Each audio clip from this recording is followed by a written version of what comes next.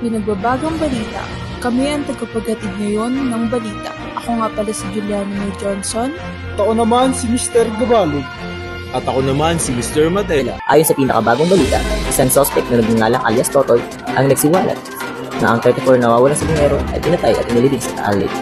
Ang mga biktima ay umuloy sangkot sa pandarayas sa bungan at pinatay sa pamamagitan ng pagsakal gamit ng firewire. Ang suspect na nagtatrabaho bilang security guard sa Manila Arena ay nagsabi na siya ay napilitan magpastigo dahil sa mga banta sa kanyang pamilya. Ang Department of Justice ay nagpahayag na bukas sila sa pag-aaral ng mga bagong ebidensya at saksi at handa sila sa ilalim si alias Totoy sa Witness Protection Program. Ang mga kaanak ng mga nawawalang sabungero ay patuloy na humihingi ng katarungan na naghihintay ng update sa investigasyon.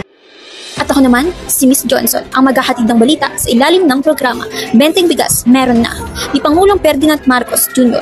Target ng gobyerno na gawaing available ang bigas sa halagang 20 pesos kada kilo para sa mga kwalipikadong benepisaryo. Kabilang sa mga benepisaryo ang mga miyembro ng Pantawid Pamilyang Pilipino Program, Corpus, Senior Citizens, Person with Disabilities, PWDs, Solo Parents, at Minimum Wage Earners. Naglunsad na ng programa ang Department of Labor, ang Employment, DOLE at Department of Agriculture DA sa iba't ibang rehiyon. Kabilang ang Metro Manila, Central Luzon, Calabarzon at Miropa.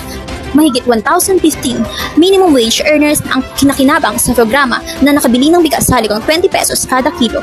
Ayon kay Pangulo Marcos Jr., kayang mapanatili ng gobyerno ang 20 pesos kada kilo na halaga ng bigas nang hindi nalulugi ang mga magsasaka. Bukod sa pagbebenta ng murang bigas, sinisigurado rin sa gobyerno na tumatanggap na makatarungang presyo ang mga magsasaka.